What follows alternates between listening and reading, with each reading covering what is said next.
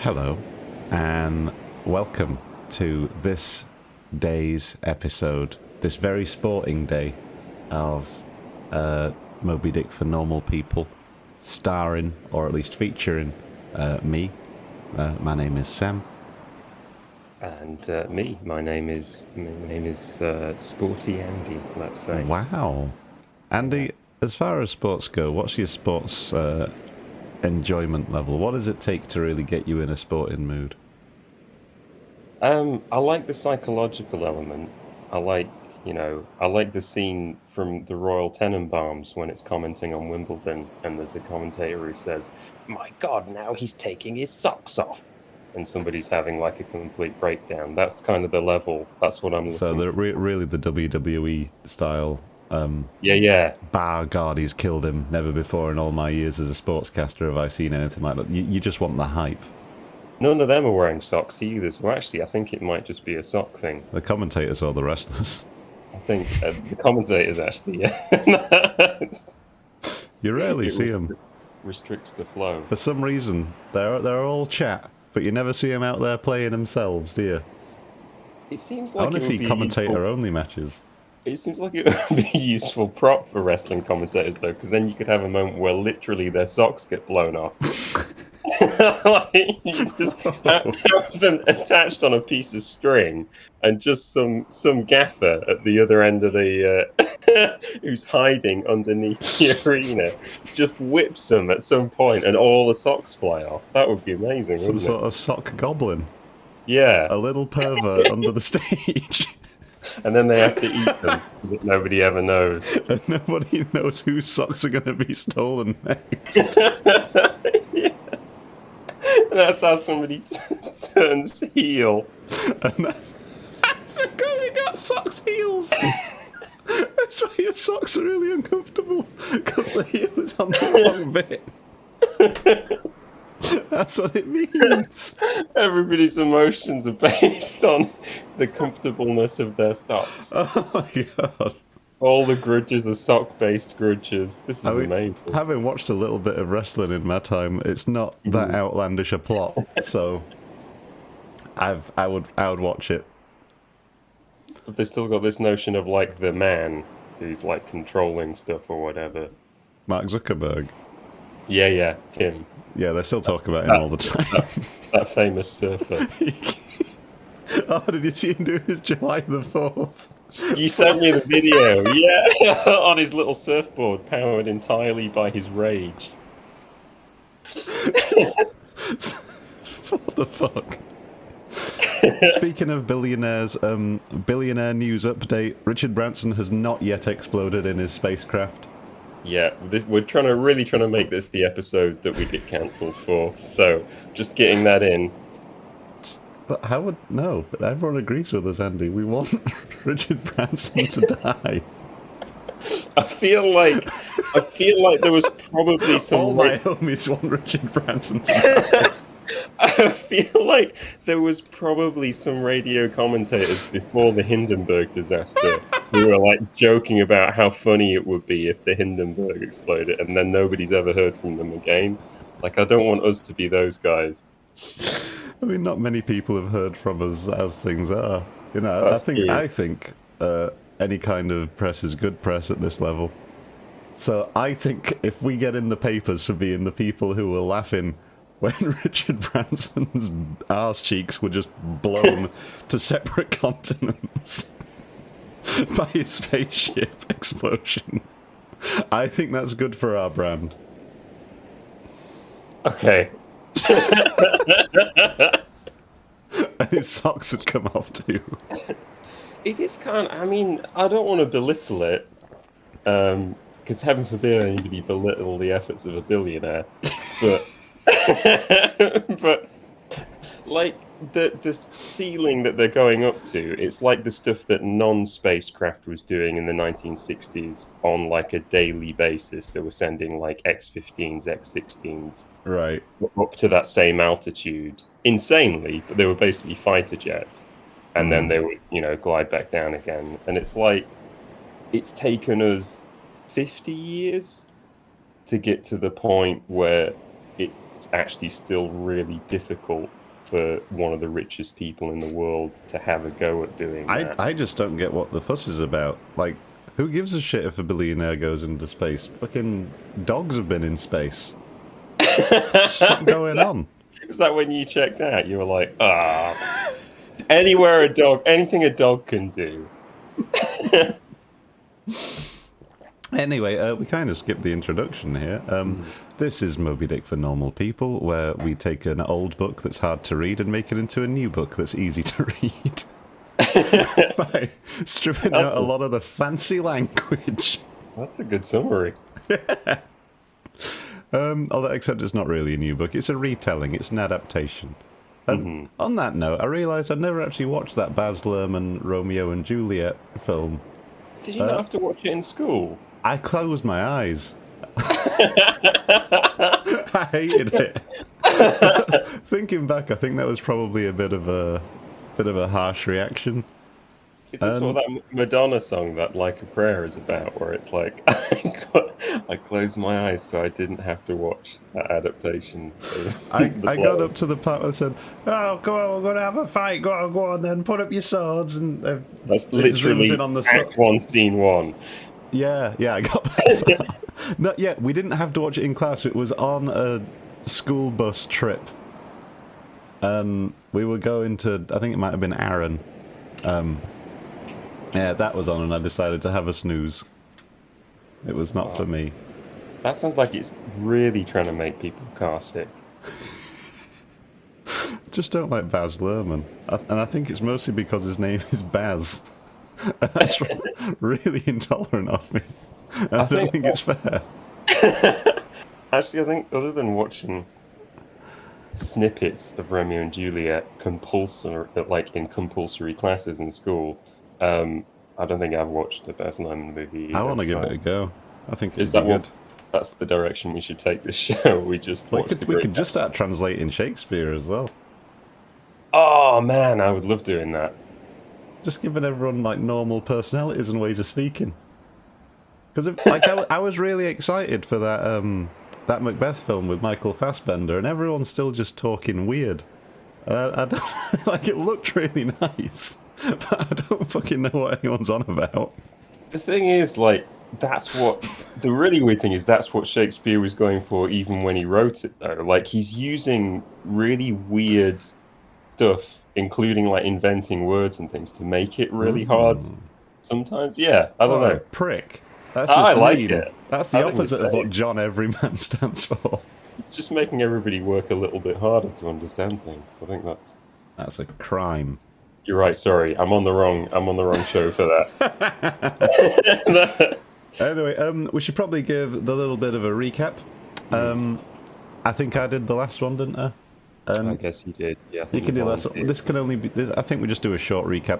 To be honest, not that much has happened in the last 5 chapters. It's all slowed down a little bit, I think. So I'm gonna cue you in with a little bit of dramatic music. So if you want to start, this chapter. Yeah, here we go. All right, here's a bit of Enya for you. Oh, nice. All right, begin when you're ready, Andy. So our story began with Ishmael trying to find his way onto a whaling voyage, which turned out was a bit of an uphill struggle because he's never been a whaling before. But he does insist that he's been a sailor before, and that's his main pitch for most of what we've read so far. Anyway, he made his way to New Bedford, stayed at the worst inn in the world. He's talked to and met his new best friend, Queequeg. They hang out together now. They're kind of married. They sleep in the same bed. Pretty cool. It's actually the coolest bit of the book so far. Yeah. They're best buds. And they've just reached a point where they think they've found a ship, because Queequeg is actually qualified to go on a whaling ship. He's a harpooner. And a couple of Quakers called Bildad and P-Leg have suggested that they could give Ishmael beef and board in return for him taking an excruciating voyage around the world, hunting some of the world's largest creatures. Expenses covered. Yeah, yeah. It's a holiday, basically. So yeah, that's I think where. Oh, the very last thing, Queequeg was having a bit of religious time to himself. Ishmael said, "I'm a very tolerant guy, so I'm super cool with that."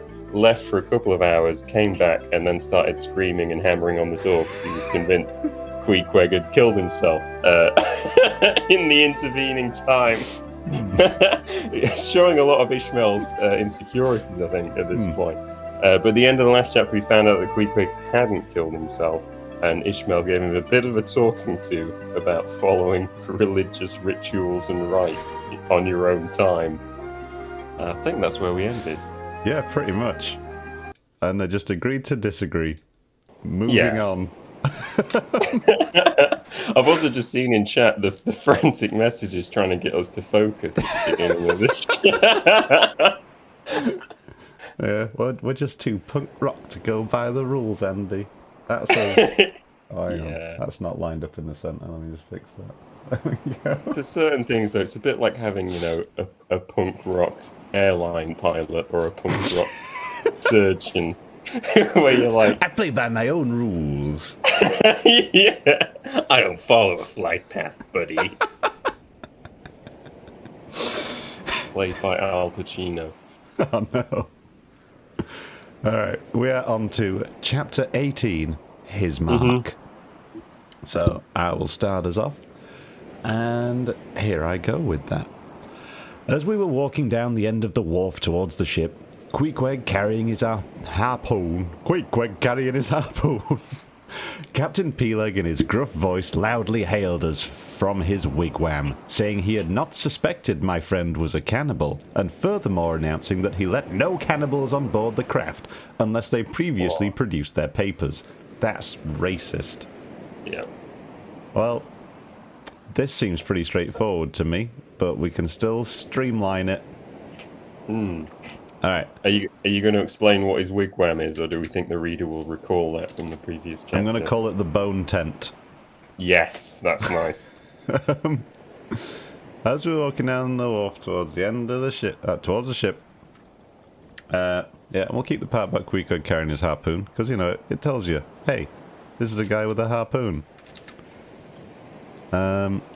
Captain Peleg in his... Alright.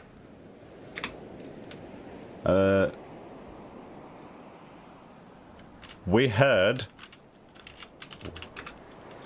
could hear Captain Peleg yelling.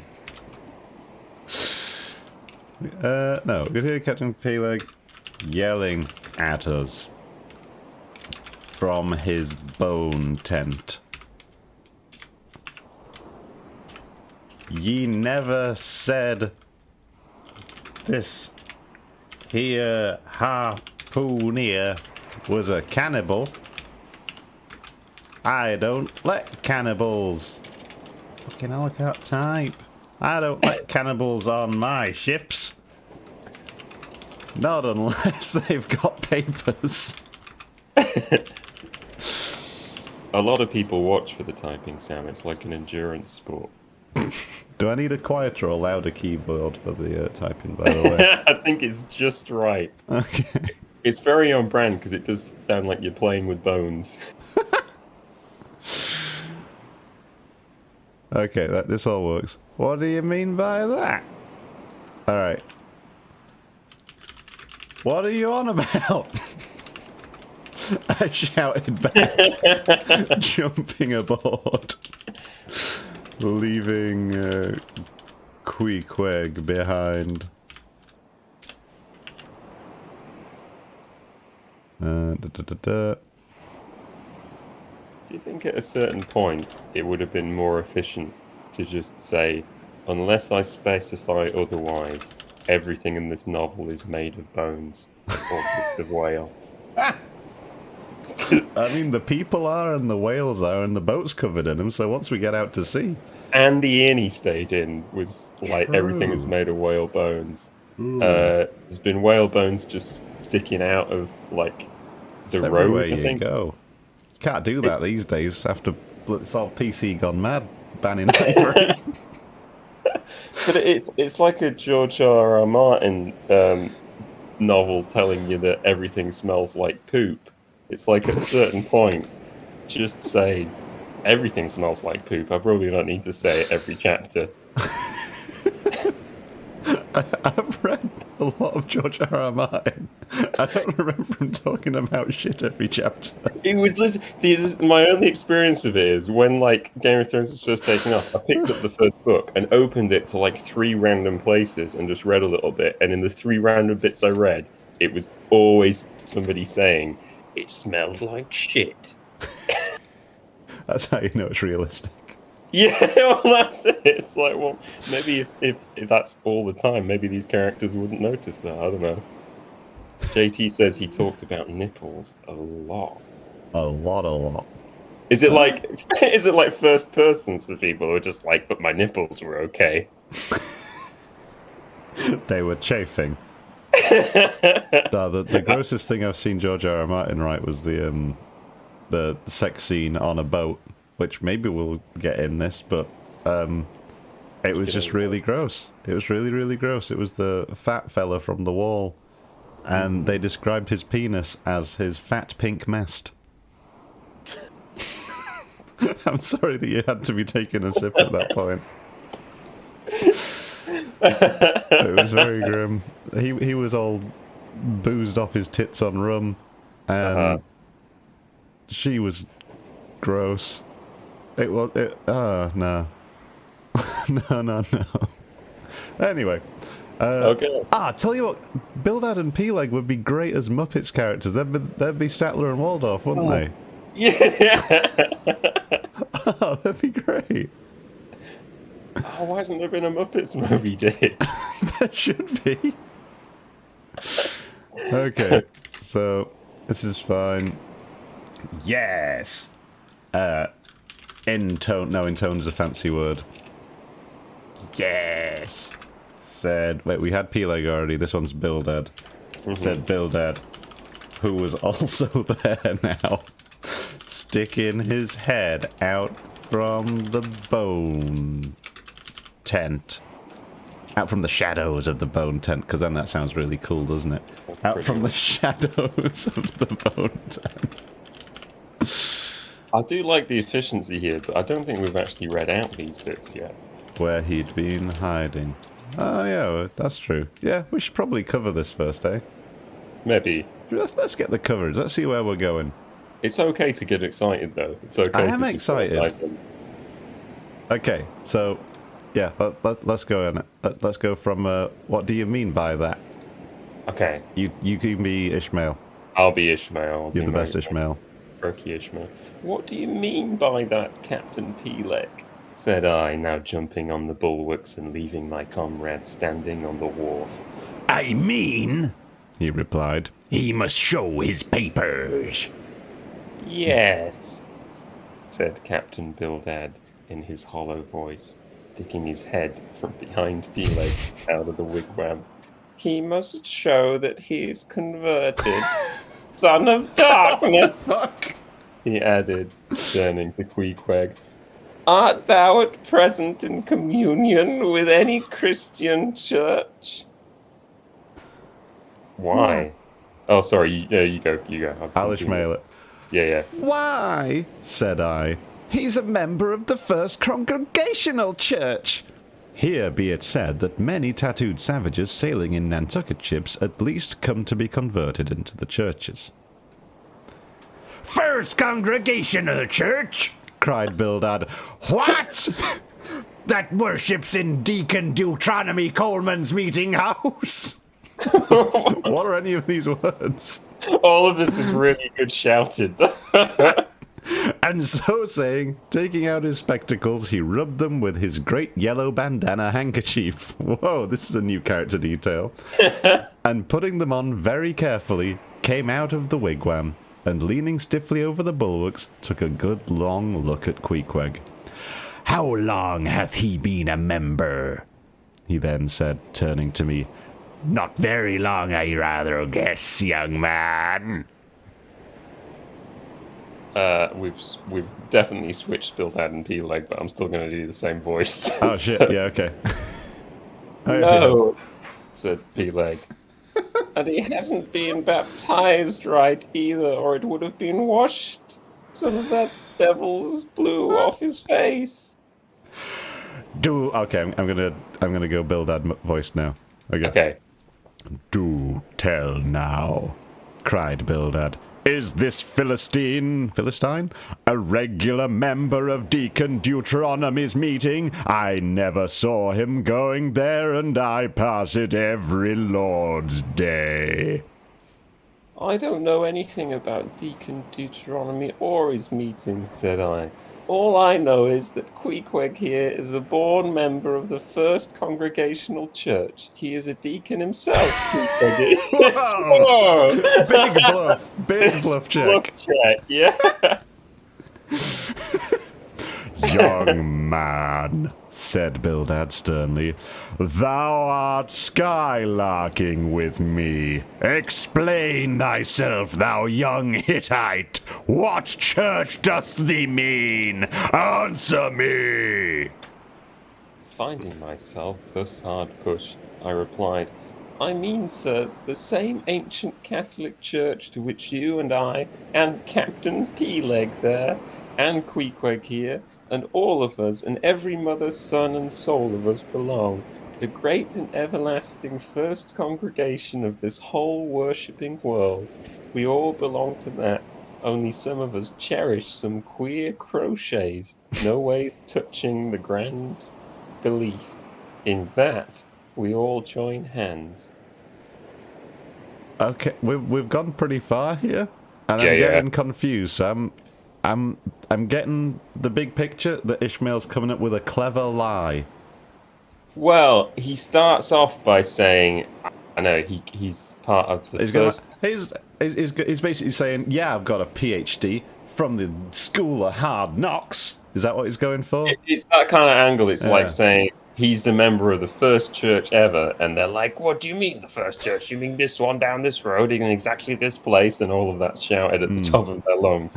And then Ishmael's being like, no, I mean, like, because we're all members of the first church. Just being a cool dude. Yeah. Just being nice and normal.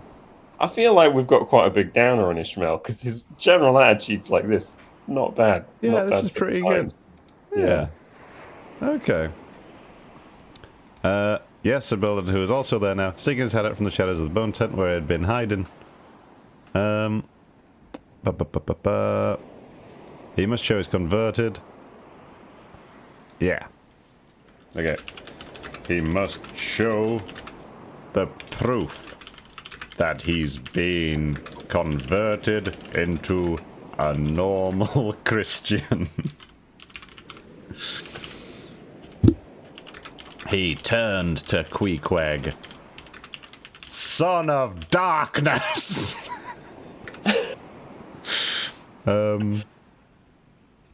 Are you a Christian? Oh no. What church do you go to? No, that's fine. That's perfect as is. Art thou at present? Because we do need the art thous. Yeah, we've got to get some thous in there. That's what the focus group said. A lot of thous. A lot of these. Of one of these. Tell you what, I was thinking about that song the other day. Bewitched, C'est la vie. Oh yeah, everybody thinks about that from time to time. It's quite well written. Just thinking of the lyrics, because like they go and say you will, say you won't, like S-A-Y, and then they're flipping on you and turn it into a C'est la vie, but that's a C apostrophe E-S-T type of say. That's fucking clever. That gotta give them a bit of respect. That's what songwriting's Respect really for gone downhill. Bewitched. And which of their other songs do you like? Do they have other songs? Exactly, that's the point. They don't need other songs. They nailed it first time. I'd completely forgotten they existed until you brought them up just now. Oh, it's really catchy, and I'm really sorry that's going to be in your head now. It is going to be in my head now. And it's going to be in everybody's head that's watching, I guess. We could exercise it by singing it together. Let's not. No. Maybe for the outro.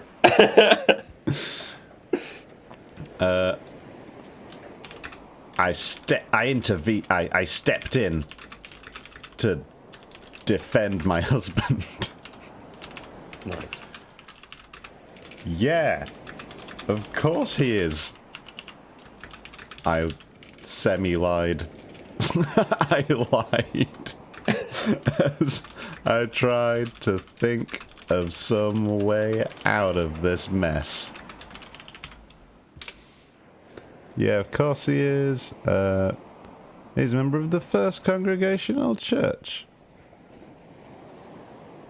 Yeah, okay. Yeah, we'll take that.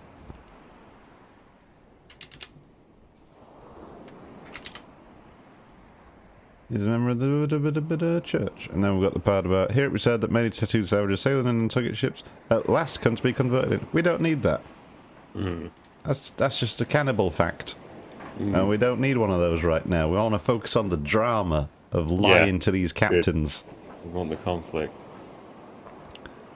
Okay, this all... Okay. It gets confusing around here, but I think I know what he's trying to say, so we can simplify. First Congregational Church, cried Bildad, and we need to get more action in here, so let's have him throwing his arms up in the air, getting agitated. Cried Bildad, throwing his arms up in the air. What if somebody's socks fly off? That would be pretty fun, wouldn't it? They'll never find them. What? The one that worships, yeah. The one that worships in Deacon Deuteronomy Coleman's meeting house. He was yelling really loud. Like he didn't believe me. Yeah, we don't want to have the reader work for that, do we? Yeah. And so saying, yeah. Okay. Right. He pulled out a pair of grubby old glasses and started rubbing at them with his massive yellow bandana, which I forgot to mention he had earlier. He hobbled over and started analyzing Queequeg through that squinty face of his.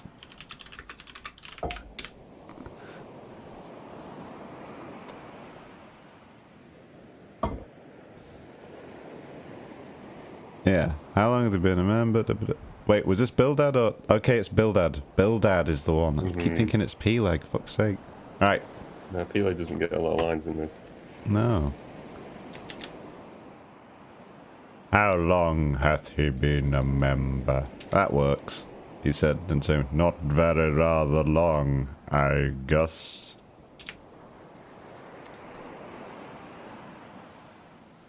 That's Peleg just not understanding tattoos.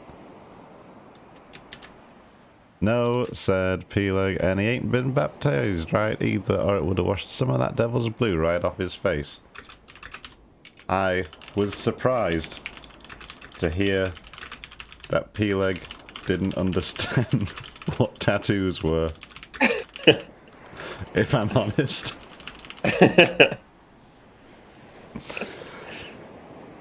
Do tell now, is this Philistine a regular member of Deacon Deuteronomy's church? Yeah, okay. This is fine. Dialogue is usually always fine.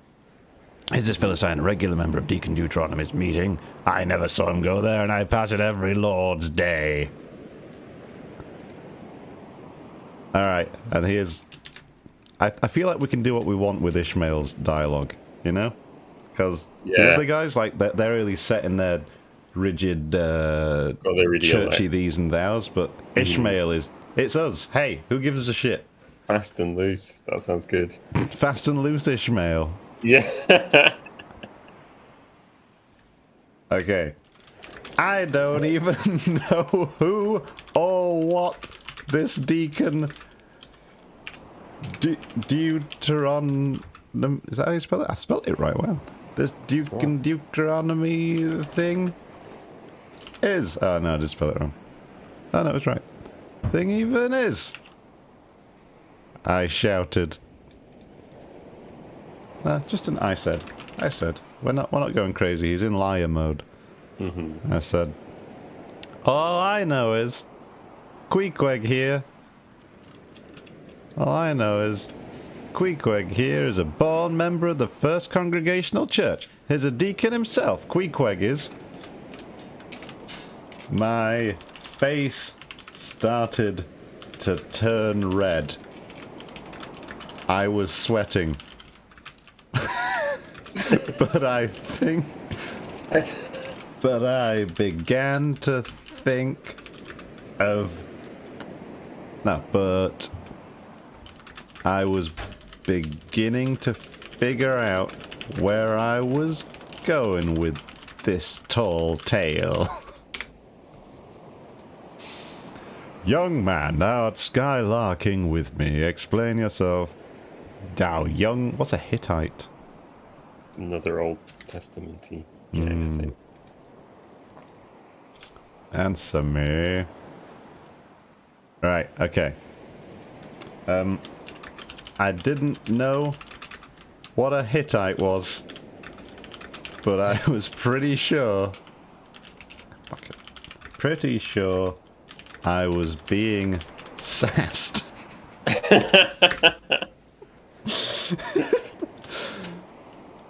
And then I think this is about as far as we got with the read through, isn't it? So yeah, we got up to splice. In that we all, yeah. Okay. So let's read ahead a little bit and see how we are. So I'll take this part.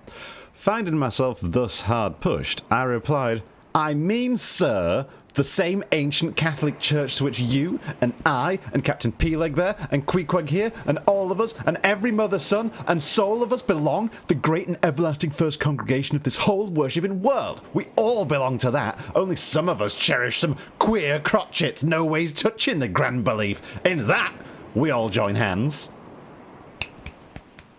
Do you want to take us from... Oh, it's a... Peleg, yeah, okay. Splice! Thou meanst splice hands! Cried Peleg, drawing nearer. Young man, you had better ship for a missionary instead of a foremast hand. I never heard a better sermon. Deacon Deuteronomy, why, Father Mapple himself couldn't beat it, and he's reckoned something. Come aboard, never mind about the papers, I say. Oh, I say, tell Quohog there, that's what you call him. Tell Quohog to step along. By the great anchor, what a harpoon he's got there. Looks like good stuff, that. And he handles it about right, I say. Quohog, or whatever your name is. Did you ever stand in the head of a whaleboat? Did you ever strike a fish? Okay, That's all perfect. A bit of microaggressions there with like getting his name wrong and on purpose. Yeah. I also like the it's even better than Father Mapple. That guy who tells that one story about Jonah and then crouches and puts his face in his name at the end of his sermon until everyone leaves. It's even better than that guy. I was pretty sure I was being sassed. Okay, so yeah, all of the Peleg stuff is fine. I was pretty sure I was being sassed. I pulled... Okay, it was time... Fucking time to pull the hat. No, shit. Pull the rabbit. Pull the...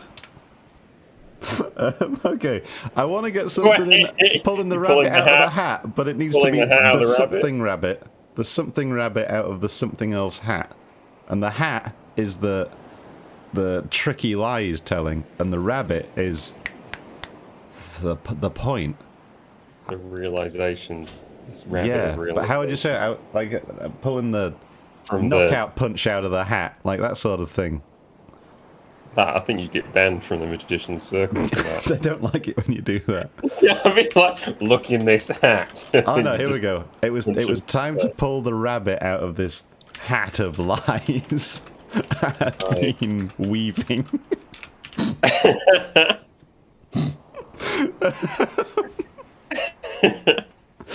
I'd been weaving. Alright. Like the idea of weaving a hat as well. Yeah. Hat weaving's a big leisure activity. Is that a true. London thing? No, people do it on holiday. Some people do it on holiday anyway. I've not done it. I've heard about it and I had a giggle. I was trying to pull it out of the rabbit of this hat of lies I'd been weaving. Okay. He's a big, important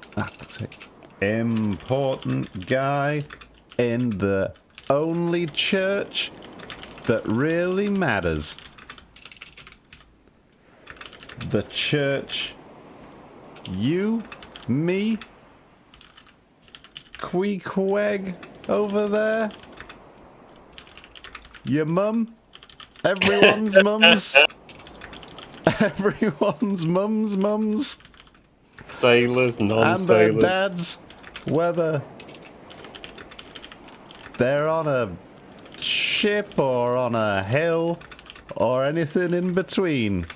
Even billionaires that are about to... The only left church, space. the only church that matters, the church of being a good person.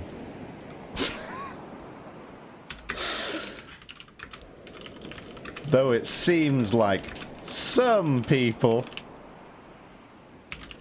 I glared at, what's his name? I glared at Bildad. Have forgotten about the main rules of not being a dickhead and of focusing on some stupid sub-rules. I like this. Sub-rules about being a big racist instead.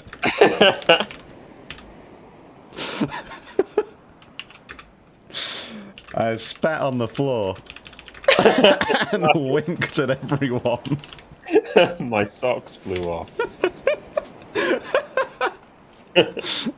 Oh yeah, let's work that in. Okay, we need to get something in about splicing hands though. Being a big racist. Yeah, okay. Yeah, you do We need should- to join hands to set up Yeah. this one.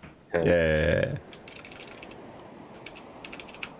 The Otherwise- church None of this makes sense. where everyone gets to hold hands.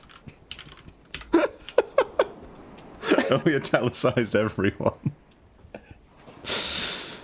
Oh man, I just saw the viewing figures go up by one and then immediately go down by one. And it's like, what did we do wrong, guys? People must be angry Quakers. Yeah, I guess so. Okay. I got water on my glasses. This is the one thing we didn't want to happen. Get out your big yellow bandana handkerchief. 'Cause I don't have one. Fucking filthy. Alright. Church where everyone gets to hold hands. Alright, and then we've got to build tension, because that's what people like. There was a lot of tension in the... Yeah. There was a You don't lot want of to tension. suggest it, though. You just want to Yeah, say we're just telling people it's tense. Yeah. I wasn't sure if my ruse was going to land or whether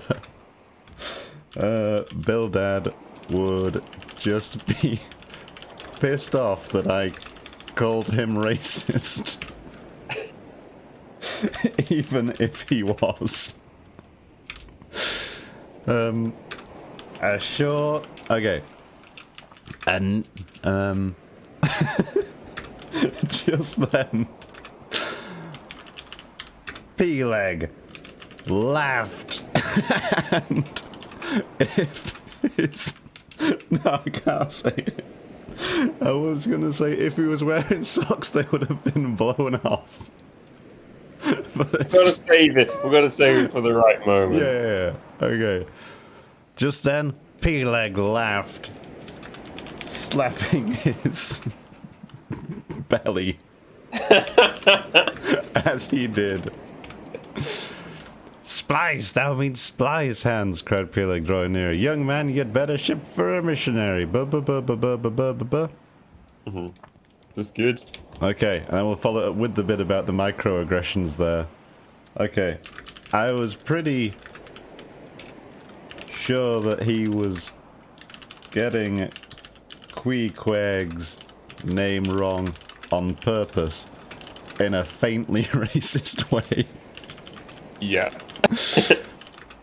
But if that's what it took to get him on the ship, then so be it for now. Okay. Did you ever strike a fish? Without saying a word, Queequeg, in his wild sort of way, jumped upon the bulwarks, from thence into the bows of one of the whaleboats hanging to the side, and then bracing his left knee, poised his harpoon, cried out in some way such as this. Are you going to do sailor voice for Queequeg? I'm going to do sailor voice for Queequeg, because I don't want to do Jar Jar Binks voice, which I feel like is what they were going for. Mm-hmm. Isn't he...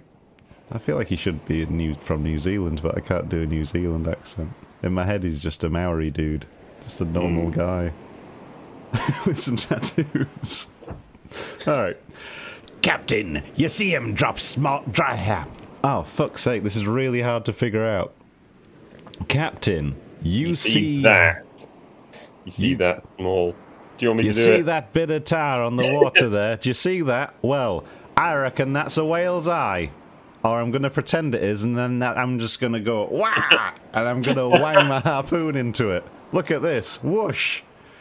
That's and taking sharp aim at it, he darted the iron right over old Bildad's broad brim, clean across the ship's decks, and struck the glistening tar spot out of sight. Oh my god, so he does like a series of flips to get onto the boat, calls a shot, and then fucking blasts it. 360 no scopes. Pretty much. With a harpoon. Okay, I think this part about the wild sort of way is good. Alright, without saying a word, Queequeg, in his wild sort of way, jumped upon the bulwarks. We don't need a thence. Jumped onto the bulwarks. Should we say, like, rad instead of wild? I'm going to get parkour in there. Oh, yeah. Nice. In an explosive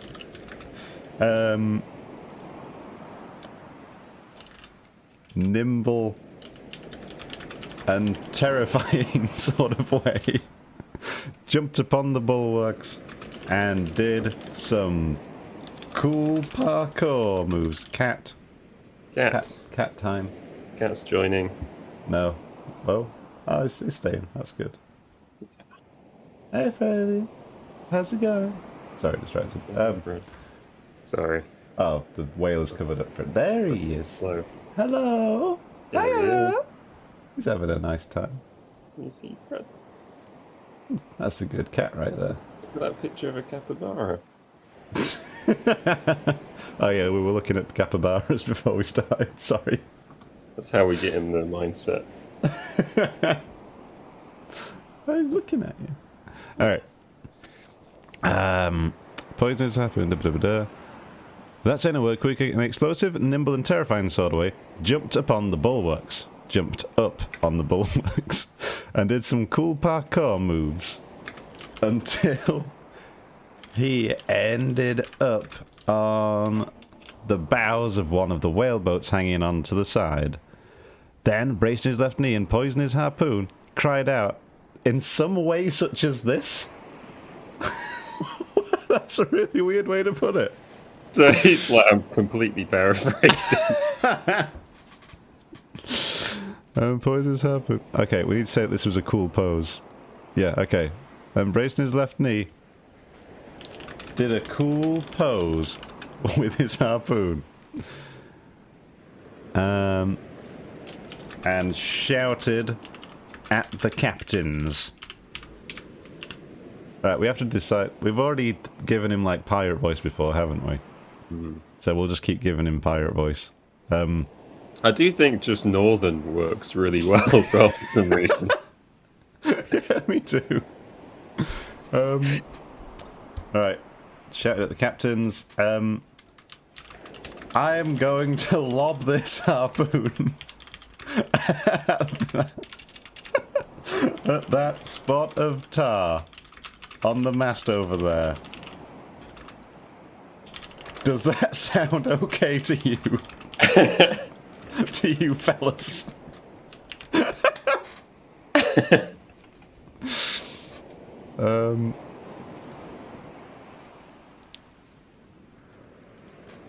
That sound okay to you fellas? Just imagine that's a whale's eye.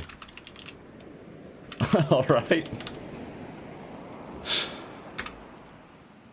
And without waiting for them to answer, blasted his harpoon right over... Whose hat was it?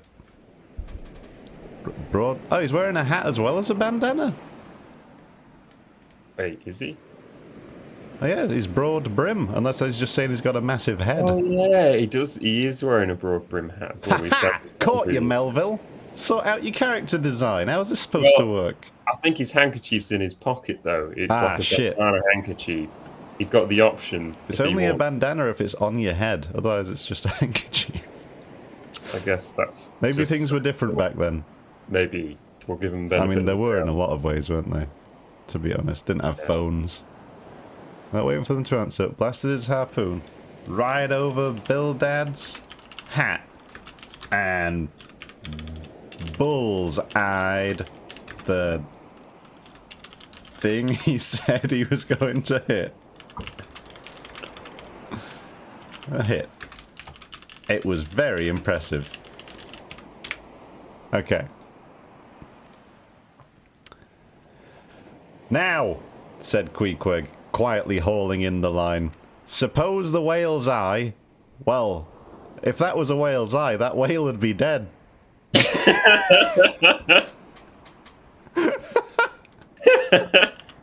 Right. Now, if that was a whale's eye, that whale would be dead.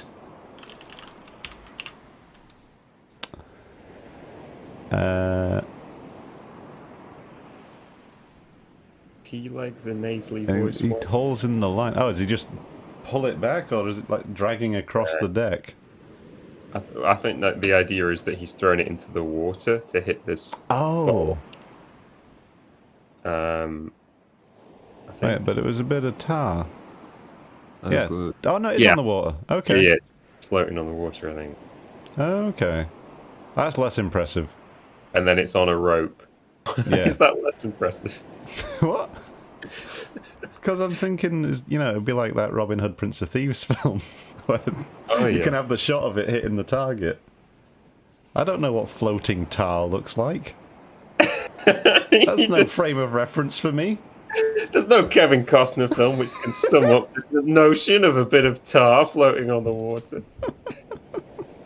Did I ever tell you about the little history lesson I got when I was going along Hadrian's Wall once from a group of old men? Oh, maybe. But I can't remember what it was. We'd reached this spot where it's called Sycamore Gap. It's this famous bit where there's a nice sycamore tree growing between these two little hillocks, and Hadrian's Wall goes between it. And this elderly man who was wandering by with his mates turned to me and said, "Oh, do you know the history of this bit of the wall?" And I thought, oh, here comes some Roman history. And I was like, I don't know. I don't really know anything about the history of it. And he said, in the 1990s, Kevin Costner was here. And they were filming a film called Prince of Thieves. And there's a bit that they filmed here, and it's just, it was so disappointing. It was like... just everything about that. The idea that that's a piece of history is... Oh, poor Kevin Costner. It's a good movie. I think it's all right. It's all right.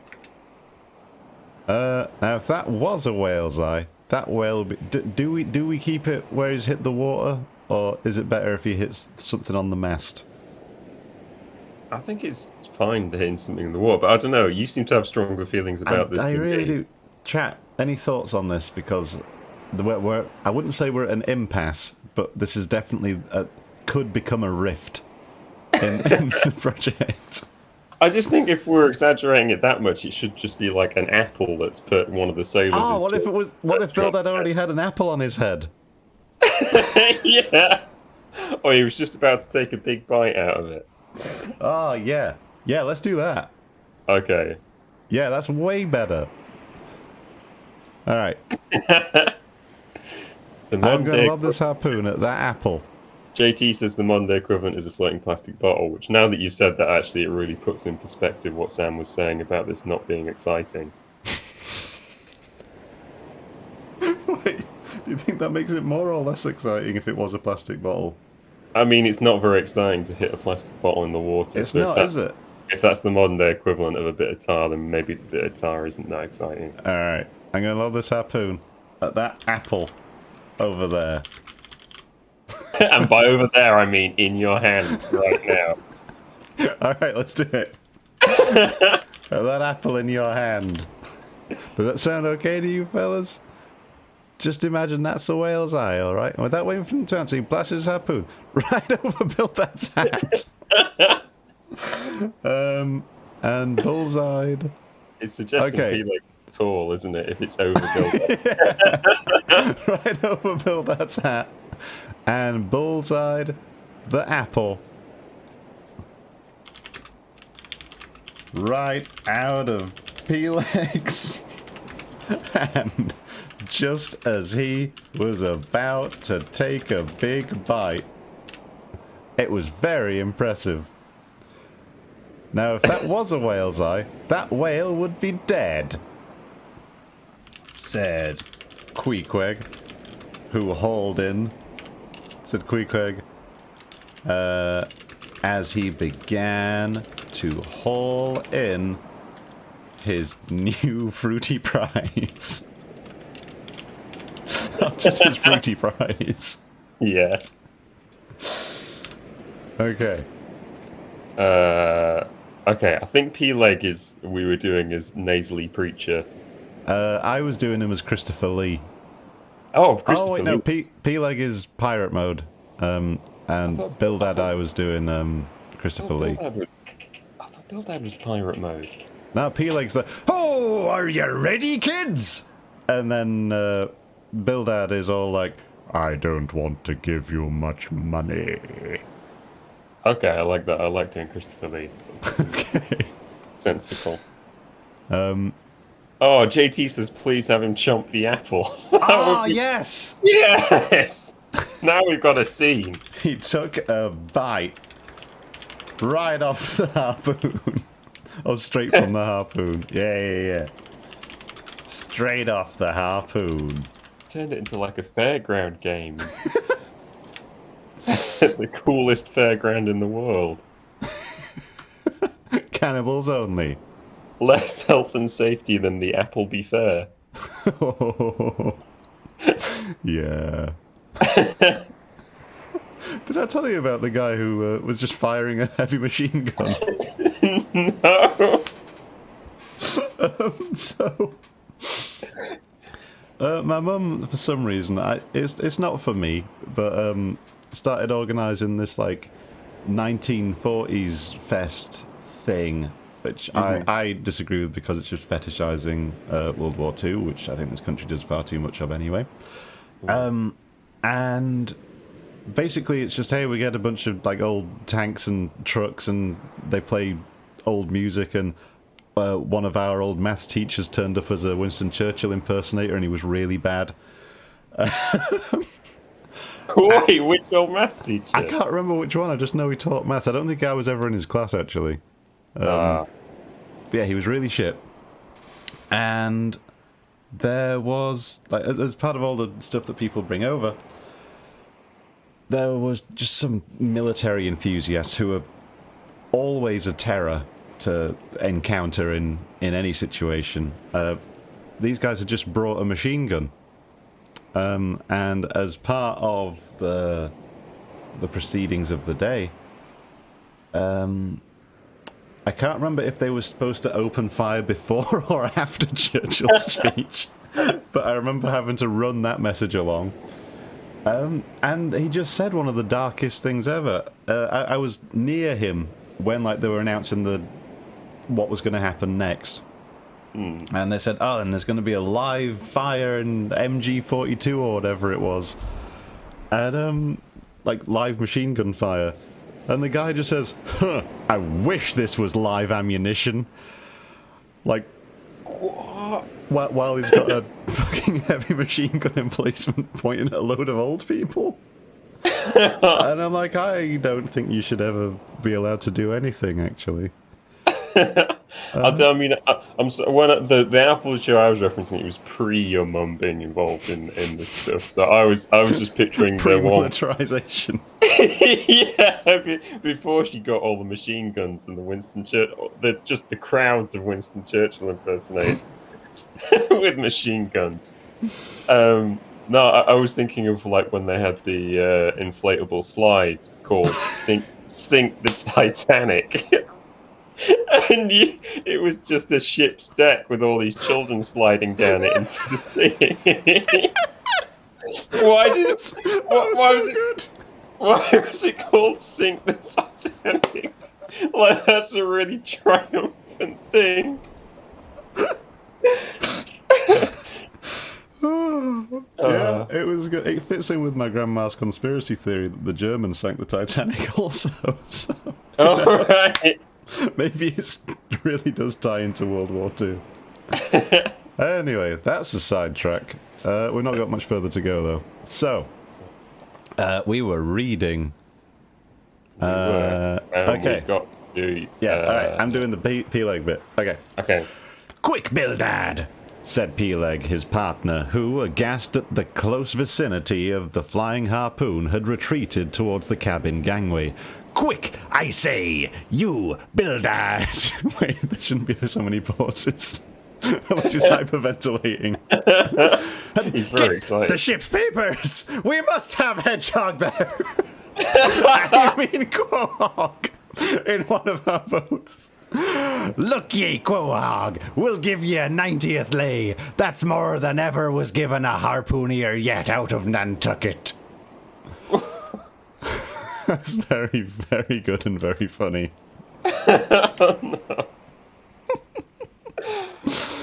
That doesn't need changing at all. I don't think so. Except for the part about the word aghast. No one knows what aghast is. Aghast is a type of undead creature. Quick, Bildad, said P-Lag. And we already know it's his partner. Yeah. Quick, Bildad, said P-Lag, who had retreated towards the cabin gangway. Quick, I say! You, Bildad, and did the ship's papers. We must have him. We must have him. Okay, that's all good. So down we went into the cabin, and to my great joy, Queequeg was soon enrolled among the same ship's company to which I myself belonged. And with that, we all headed downstairs and got Queequeg's paperwork done with none of the fuss I had to go through. It was great. He's happy now. That's good. Good change of tone. Yeah. I think you read this bit. It's going to do P-Leg voice though. So, oh wait. Oh shit! It is, isn't it? Yeah. Okay. When all preliminaries were over and P-Leg had got everything ready for signing, he turned to me and said, I guess Quahog there don't know how to write, does he? I say, Quahog, blast ye! Dost thou sign thy name or make thy mark? I mean, that's all fine. Yeah. Oh, wait, shit. I already said that we did the paperwork. Oh, to do the paperwork. Okay. Just say that.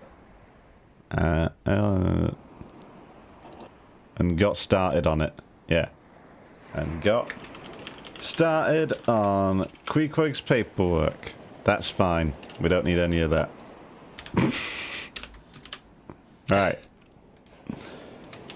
We did run across a little stumbling block, though. When Peleg turned to me and... Do you think he whispered this? I think he whispered.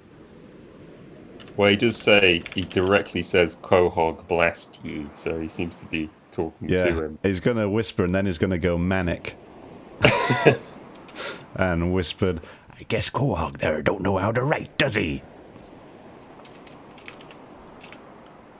And screams the rest. He turned and screamed the rest at Queequeg. I say, Quahog, blast ye. Dust you sign your name while I make that mark. I'll do this bit if you want. But at this question, Queequeg, who had twice or thrice before taken part in similar ceremonies, looked no ways abashed, but taking the offered pen, copied upon the paper in the proper place an exact counterpart of a queer round figure which was tattooed upon his arm, so that, through Captain Peleg's obstinate mistake touching his appellative, it stood something like this: Quahog, his X mark. So nobody's bothering to correct them about the names, I guess. Wait. Okay, so he's basically written his name like what Prince did. And then... Did Prince copy a tattoo that was on his arm? Hey, maybe. Don't know. I know people who have that tattoo. So maybe he had it too. It's just the way the world works. Sounds very mysterious. So, Captain... I don't think it's like a cult. I think they were just Prince fans. So, Okay. Captain Peleg's obstinate mistake... Wait, so is Peleg So writing Quahog his X mark? Captain Peleg has already written down the name Quahog, and it's just waiting for Queequeg's signature, and Queequeg signs his actual name or his mark next to Quahog, and none of them bother to correct it, I guess. Right. Yeah, cup in the paper. Okay, so he signed his name, but it says Quahog his X mark, and then the weird symbol. Why am I so hung up on this? I'm really confused. Which bit's confusing? What the fuck is happening? Okay, so they've done the signing. They've done the signing. Well, no, they haven't done it yet. So, but he said he did. He took the pen, copied upon the paper in the proper place, an exact counterpart of the queer hand figure that was tattooed upon his arm. Yeah. So that is it, right? And then it looks something like this, and then it's got Quahog, which Captain Peleg has already written. And then next to it, whatever that X marks or whatever Queequeg's mark is. This is a really wonky way of framing this. Yeah, it's almost like you can't render what's on Queequeg's arm in print. So they've just we've got wingdings now. Melville didn't have that. So let's do that. It's true. You can't have emojis in text in these days. So just put a smiley face emoji. Quahog. Alright. Hang on, what actually happens here? Okay. But this wasn't Queequeg's first writing rodeo. He'd been through this all before. He took the pen that Peleg was offering and made his mark on the page. Right next to where his name was written. Except it wasn't his name. They had spelled it wrong. And it said Quahog. Wait. Change the quote marks. I still don't know the rules on quote marks. Alright, it said Quahog. It didn't I don't know what I'm doing with this, Andy. I don't know what I'm doing. I'm having a crisis of confidence. I think you may be overthinking it. I think I am, and I don't know how to stop doing that. I'm I sweating. think it's fine to just say exactly the way you've explained it already when we were talking. It's just put a It mark. wasn't his name. They'd spelled it wrong. His name was written. So it wasn't name. They spelled it wrong. Okay, yeah, that's fine. So you could just say, so it looked like this, and then colon, quahog, and then smiley face. He didn't do an X though. He instead did a perfect copy of one of the weird tattoos on his arm. It was very good. Fuck's sake, I don't know what I'm doing. Alright. That's good. That's good. Meanwhile... These are the best bits when we come back to rereading them in like a week's time and we're like, what were we talking about? Meanwhile, Captain Bildad sat earnestly and steadfastly eyeing Queequeg, and at last rising solemnly and fumbling in the huge pockets of his broad-skirted drab coat, took out a bundle of tracts, and selecting one entitled The Latter Day Coming, No Time to Lose, placed it in Queequeg's hands, and then, grasping them and the book with both his, looked earnestly into his eyes and said, "This one's you." Are we doing Christopher Lee for this? Yeah, right? yeah, yeah. Son of darkness, I must do my duty by thee. I am part owner of this ship, and feel concern for the souls of all its crew. If thou still clingest to thy pagan ways, which I sadly fear, I beseech thee, remain not, for I, a Belial bondsman. Burn the idol bell and the hideous dragon. Turn from the wrath to come. Mind thine eye, I say. Oh, goodness gracious! Steer clear of the fiery pit. Oh, don't even get me started on the fiery pit. Goodness gracious. Goodness gracious. Alright. Everyone was happy. Everyone except Bildad. Classic Bildad. He was glaring and glaring. Still obviously thinking about religious stuff.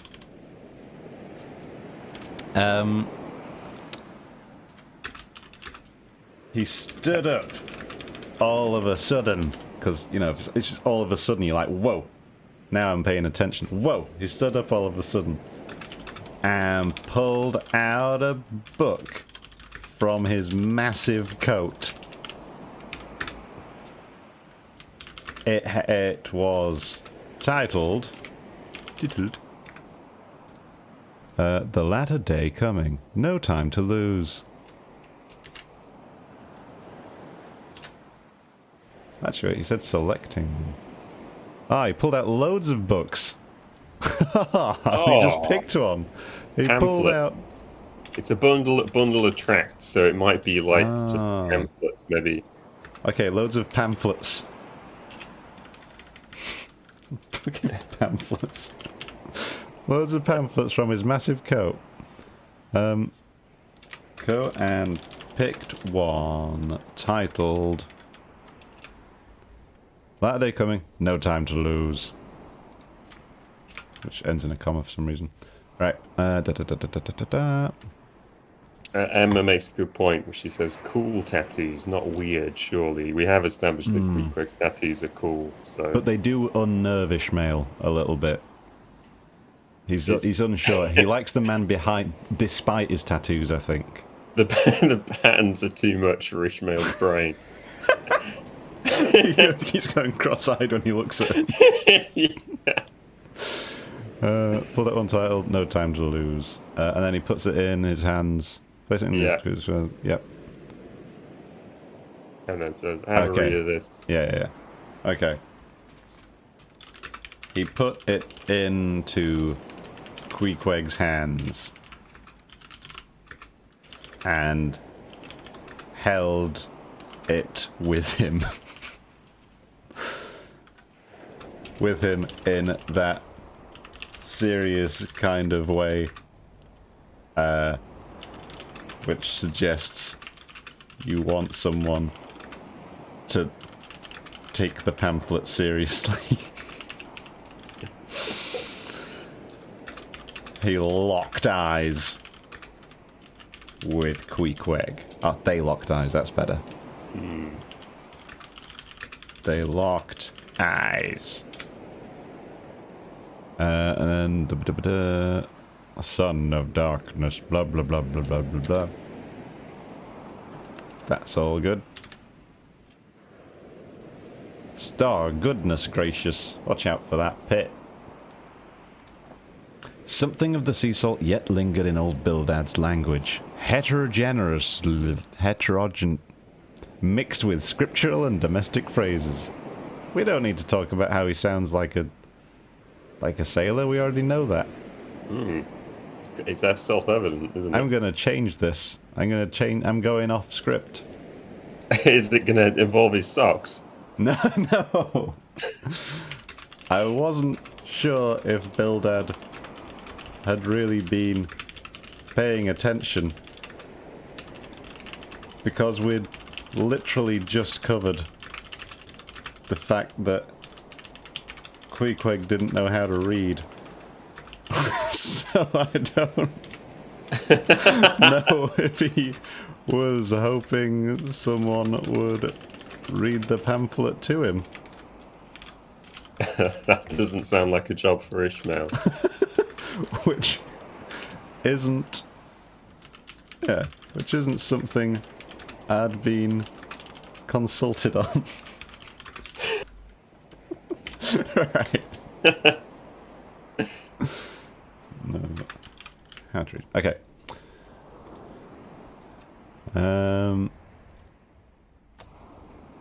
Okay. Avast there, Bildad! Avast now, spoiling our harpooner! Cried Peleg. Pious harpooneers never make good voyagers. It takes the shark out of 'em. No harpooner is worth a straw who ain't pretty sharkish. There was young Nat Swain, once the bravest boat header out of all Nantucket and the Vineyard. He joined the meeting and never came to no good. He got so frightened about his plaguey soul that he shrinked and sheered away from whales for fear of afterclaps in case he got stove and went to Davy Jones. I mean, that's all just good. It's all pretty straightforward. Yep, that's fine. Okay. Shrinked and sheared. Peleg, said Bildad, lifting his eyes and hands. Thou thyself, as I myself, hast seen many a perilous time. Thou knowest, Peleg, what it is to have the fear of death. How then canst thou prate in this ungodly guise? Thou beliest thine own heart, Peleg. Tell me, when this same Pequod here had her 3 masts overboard in that typhoon in Japan, that same voyage when thou went mate with Captain Ahab, didst thou not think of death and judgment then?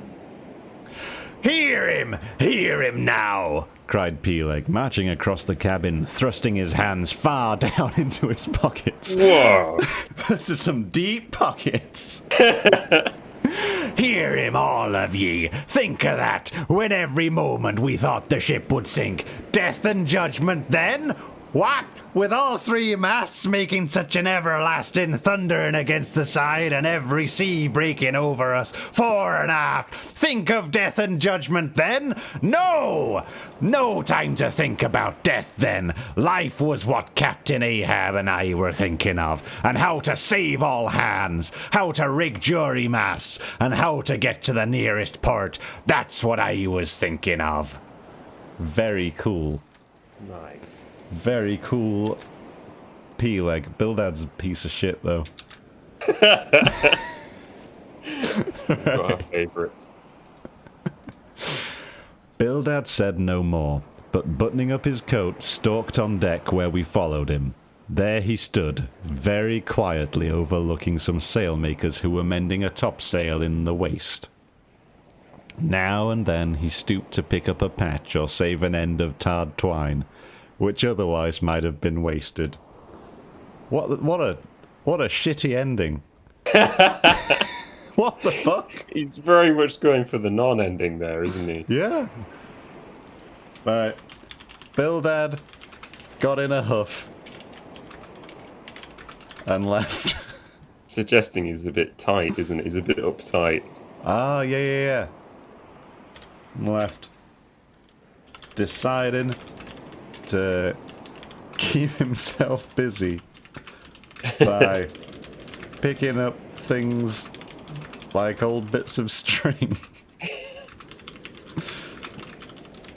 rather than get roasted by Peleg again. Okay, cool. End of chapter. Let's read. Do you reckon we read this time, or do we read next time? Actually, yeah, next time is a pretty short chapter. I did have a look along. And I quite like quite like the reading out what we've got in the next episode. Okay. There's a nice surprise to it because it saves us doing the recap as well. Oh, that's true, actually. Yeah. Next one opens really strong. Shipmates, have you shipped in that ship? He's like, shit! I didn't put ship very much in the last chapter. I gotta make up the word count. Yeah. They'll not think I'm a real sailor.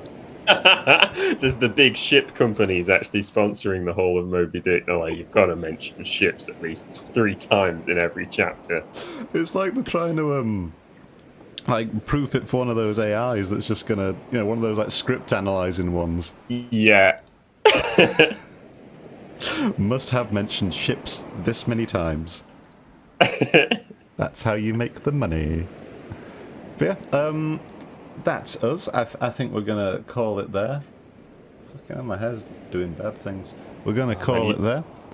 You've made me want an AI written chapter of Moby Dick now. Do those things actually exist? I mean, botany. I'm always skeptical of everything I see of those things. I think the basic ones, like the neural net ones, or they're more like a predictive text, really, and you just kind of yes and no if they're saying complete nonsense. JT thinks he can make it happen. I might be able to make it happen. Oh, that would be actually nuts. Okay. Yeah, that sounds good to me. But yeah, I think we'll call it there. I hope you've enjoyed this chapter, and I hope you'll forgive us for our digressions. I think the focus group said they wanted less talking about Moby Dick on the Moby Dick show. That is what they keep telling us. So yeah, I think they just keep screaming at us to shut the fuck up. Yeah, it's not really a focus group, it's just neighbours. Yeah. Yeah, hope you've enjoyed, and just before we hop off, let me see if I can find the Titanic slide, just because I feel like that really needs to be seen to be believed. Oh yeah, I think that was the one. If you could put up a picture of the Titanic slide and play the Bewitched song, that would be the perfect outro. There's a big variety of these. It's the best and least tasteful thing I've ever seen. I'm actually a little bit in awe.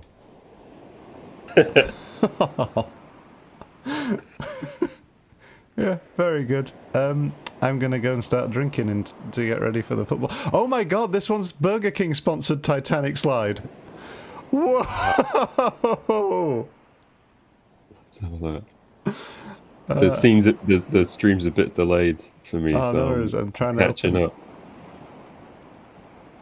I need this to look. Burger King Titanic sinking slide. That's incredible. That's fantastic. This is the best thing Burger King have ever done. Yeah, oh my god. Just the image. Authorize this. Yeah. Just the idea that somebody had to sit there and look at it and be like, yes, I like everything about this. Yes, go ahead. And the children will slide down it into the waters, you say. Yes, that sounds good. I kind of want it. But yeah, I think we'll stop there. We'll close out with that little rosy thought, and I'm not going to play Bewitched because it'll mute half of this VOD. 100%, yeah. Yeah, so I'll just bid you adieu. Bye. I'll see you later. Bye. I still need an end slate. I still don't have an end slate. One day we'll get an end slate. Let me just turn up the waves here. There you go. Alright, I'm just going to stop the stream now. I'm still paranoid about just not ending the stream while people are talking, because I know that the stream is on a delay and I don't know when it sends like the termination thing to the page, and whether it just stops when it stops receiving video, or because telling it to stop stream, if you tell the page, hey, shut that fucker down, that's got to stop before the stream gets to it, right? I don't know. I'm not a web developer. Are you still streaming? Yeah. I'm going to press stop now. Bye.